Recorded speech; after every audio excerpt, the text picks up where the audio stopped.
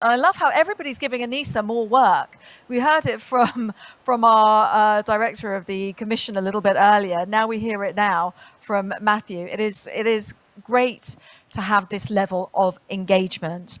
And when it comes to engagement, I guess our next speaker, our final speaker, will show us just a level of engagement in what he does and what his company does that I just find fascinating, absolutely fascinating. Some people would say it's illegal, but you know, that's them, right? He's doing it for the better good. Ladies and gentlemen, please join me in welcoming onto the stage Jorge Monteiro, the co-founder of ETHIAC. Please welcome.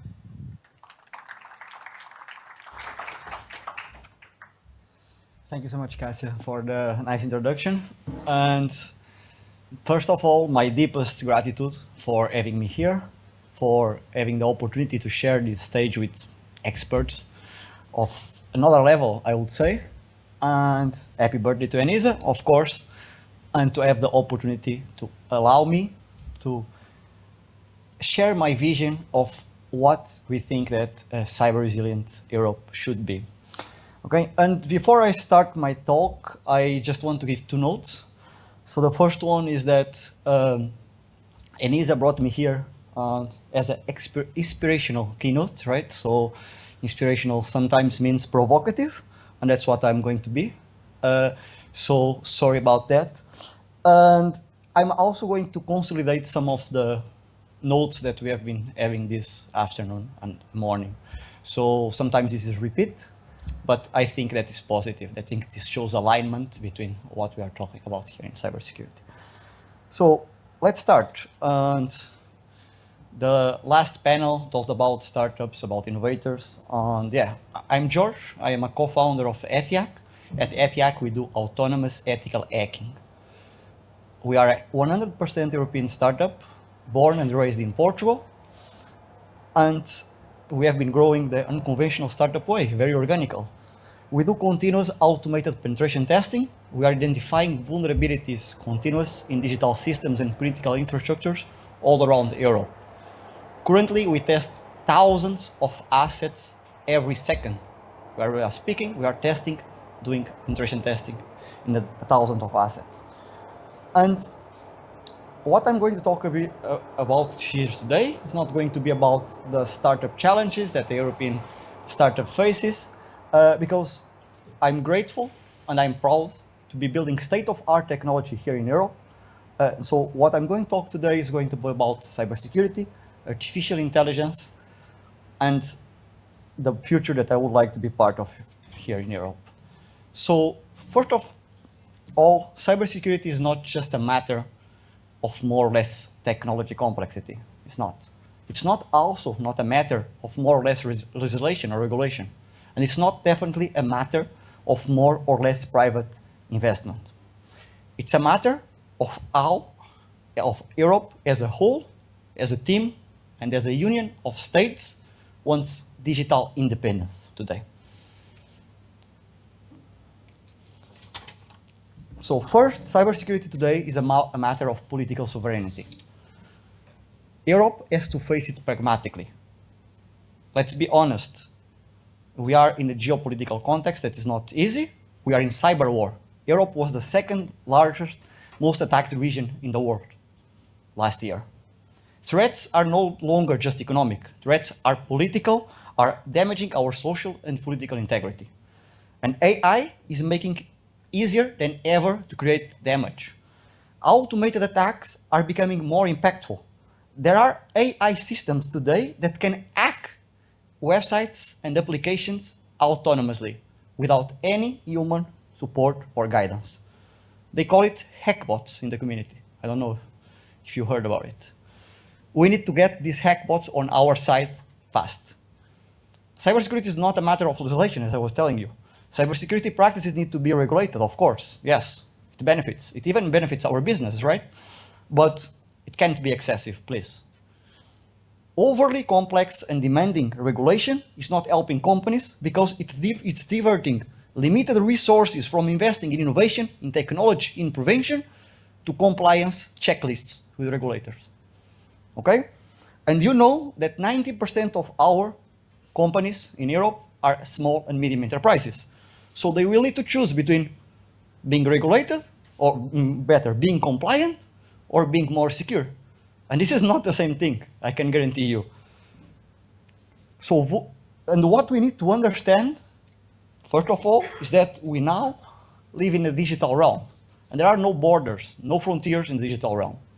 So vulnerabilities in SMEs, and these SMEs are also shared across sectors, because these SMEs have digital relationships with states and with critical infrastructure. And cybersecurity today is also a game of agility and speed. Threats grow at exponential rate, and the exploration of technological vulnerabilities is now the main cause of cyber attacks today. Do you know that 4 in 5 data breaches today are caused by new vulnerabilities? There are more than 80 new vulnerabilities, CVEs, being published every single day. We have 80 CVEs per day. And 80% of the exploits of these CVEs are public in the communities all around the world before the fix is available. And more scary, there are now 15-minute average before exploit is public to attack start, and criminals start exploiting these vulnerabilities. AI will just make it faster. It's making it faster already. So to prevent this at the European level, we cannot rely only on the private sector. They don't have the resources to be able to stop this kind of threats at this level.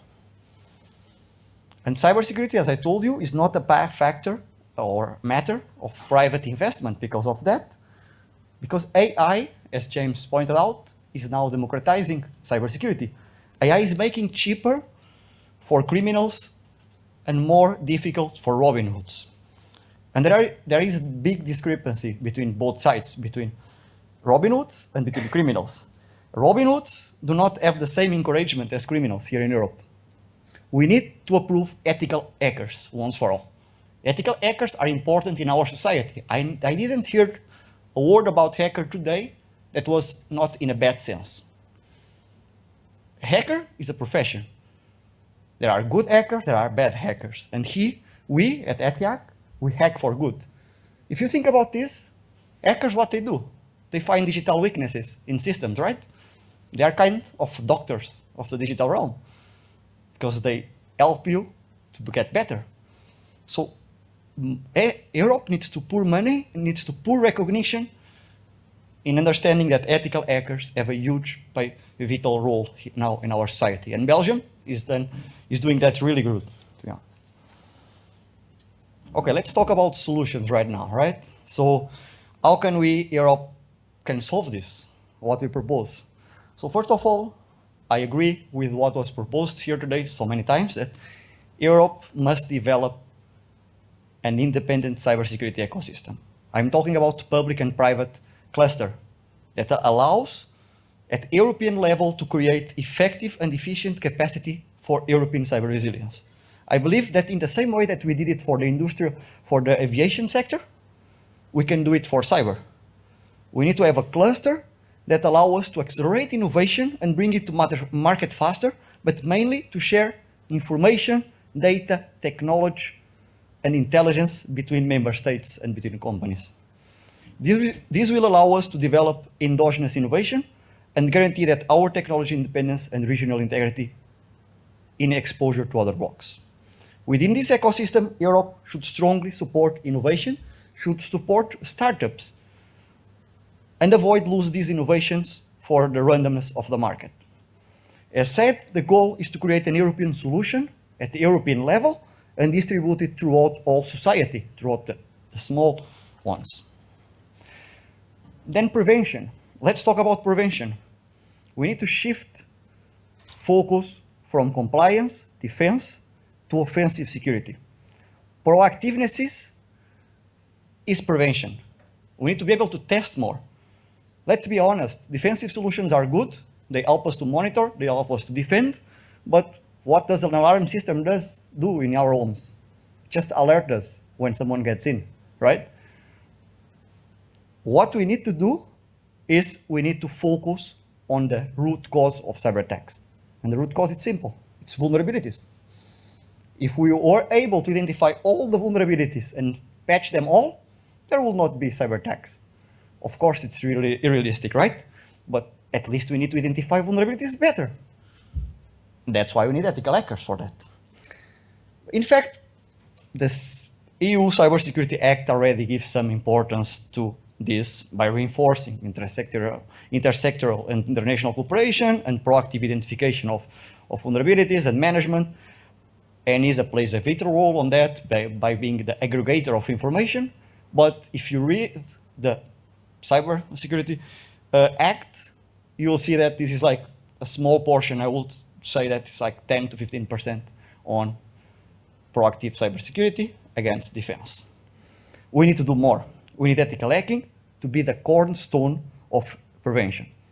And we can only do that if we combine those initiatives with startups and young talent, because hackers are mostly young, they are creative. And to do that effectively at the European level, we need to make it scalable. We need to make it ethical hacking continuous. We need to be able to test 24/7. And for that, our technology needs to be available at member state level. I can't emphasize this enough. Europe must deploy cross-border prevention with inner existing technology and scale those inner capabilities. Member states must have the capability to test continuously, 24/7, and find these impactful vulnerabilities at scale, find it before criminals, and disseminate the discoveries in real time. This can only be combined, this can be combined, for example, with initiatives such as the SOC network right now. The point here that I want to stress is that the technology exists today. We are doing, others are doing, but we need the support to make it work at European level. And let's talk about AI. We need to surf the AI wave. The AI wave is here now. AI is an opportunity, but only, and James also pointed this out, we surf it now. We need to surf it before the criminals. We have the capacity to do that. And we can do that now. At ETIAC, we developed this solution that allows us to combine ethical hacking with AI and allow us to basically identify vulnerabilities with unprecedented accuracy in real time. But what we are doing now is we are upgrading it to the next level. We are upgrading to the AI ethical hacking. I told you about these hackbots. What we need to do is we need to make ethical hackbots. We have been doing that at ETIAC.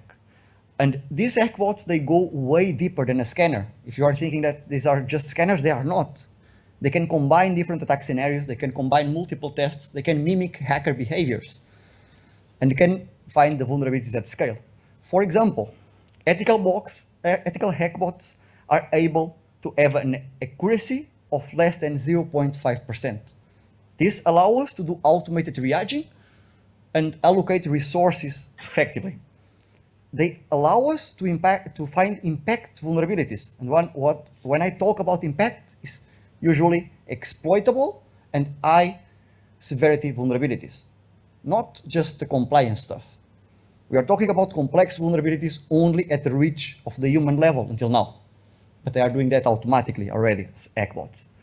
And it allows us to have speed. We can combine NLP with LLMs to be the fastest ever to identify these vulnerabilities. We can take the public knowledge and transform it in modules, of software modules, in a matter of seconds if we can combine this stuff.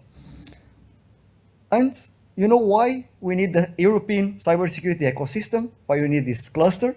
Because we want to do it here in Europe. We want to be able to integrate these technologies in networks like such as the SOC initiative, and we want to protect Europeans. We can't do this alone.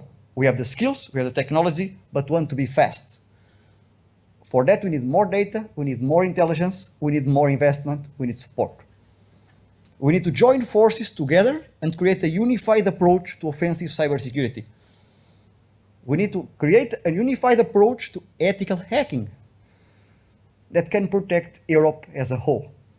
And we need to create it now, while AI is transforming the industry. We can't control how AI will be used, good luck on that. We need to take advantage of the benefits as fast as we can, and we can do it for the use of all. So we can do this for good. So that's it. ETIAC is here to help Europe protect digital transformation. We are here to make autonomous ethical hacking scalable, and we are already working with national bodies to help to do that. But the next step is to do it at the European level. And without your help, we cannot do it. ETIAC cannot make ethical hacking the cornerstone of prevention. Thank you so much.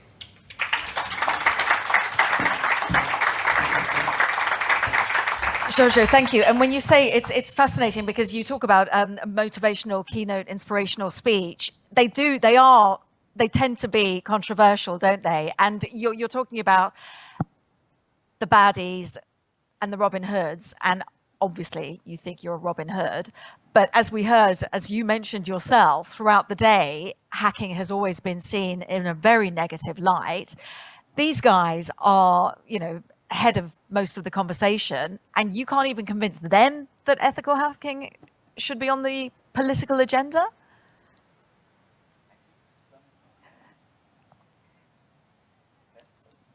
Try this one. Test? Perfect. Yeah, okay. I think some of them are convinced already, to be honest. We have seen it in Belgium. Belgium passed a law last year that was very, very supportive for ethical hackers. We have more bug bounty programs here in Europe. What we need to realize is that usually the ethical hacking talent is on the youngers. So as we were talking about bring startups to the table, we need to start bringing more young people to the table and encourage them to basically work with us. And I think that's like, if we want more Robin Hoods, we need to give them the incentivize that they need to come to the light side. And that usually is like at the young stage and not to go to the criminal side. So it's about giving young people a voice. I think so, yeah. So you've got the ear of people that potentially can feed up the chain and change policy. If there's one thing you want the EU to hear from you, that Christmas present, we were talking about Santa's list, if that's one thing that you would ask Santa for, what would it be from the EU? That's to put you on the spot. Anything you want in terms of helping ethical hacking and helping young people get to that stage? I would say make it legal. Make it legal. Make it legal. Make it like allow ethical hackers. And I'm going to tell you a story about ethical hacker that I know that basically came up with a vulnerability by using like a bank app. This happened. They just, by accident, found the vulnerability. This guy was trying to report the vulnerability and they threatened him with court. So this cannot happen. We need to do what Belgium did, and we need to make these ethical hackers at least have a communication channel at national level and for them to report these vulnerabilities. Okay, so basically we need to make it legal. We need to authorize that we can test if we don't have bad intentions. Because let's be honest, criminals are testing it right now. What is the difference? Make George's Christmas, make hacking legal. This is a big one. While we wait for the microphone just to come to my colleague at the front, I just a show of hands. How many of you are comfortable with making hacking legal? It's in the NIS2. NIS2? It's in the NIS2 directive. It is in the NIS2. Have to make laws to make ethical hacking legal. Oh, I see. I didn't realize that because, well, there you go.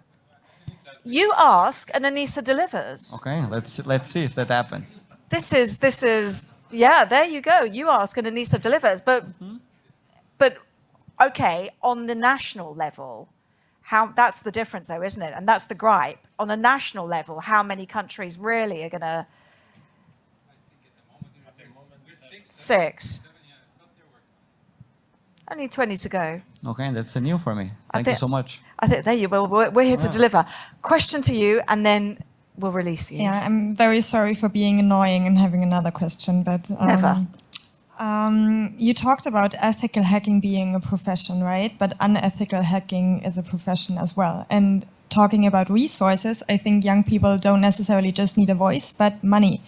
And they make a lot more money being unethical hackers than ethical hackers. And it's the same structure, right? It's corporations, they even have statements of their ethics, like who they are attacking and who they are not attacking. So how do you actually get the top-notch talent to do unethical hacking instead of unethical hacking? So if we are making ethical hacking legal, maybe we can make it a bug bounty in all Europe, right? So Europe, ENISA would have bounties for each vulnerability reported to critical infrastructures at the international level in Europe, right? And that will help us basically give incentives to hackers and make them recognized. But let me tell you one thing. Most of the ethical hackers, they don't hack for money. They hack for challenge. If you recognize them, they don't really care about money most of the times. Can I just bounce back a second? Yep. Are these then the best people? Yeah, because what I'm challenging you with is that I mean To get you the have best people, they're you have financially very motivated. advanced hackers that do hack unethically because they are very extremely well trained. And then there is so much money that you can make. You just search for it on the darknet, and you will find super great job opportunities to be an unethical hacker. So that's what I'm asking. Like, can it be same? You know, can it be a same, like the playing field? Level playing You know, field, level yeah. playing field.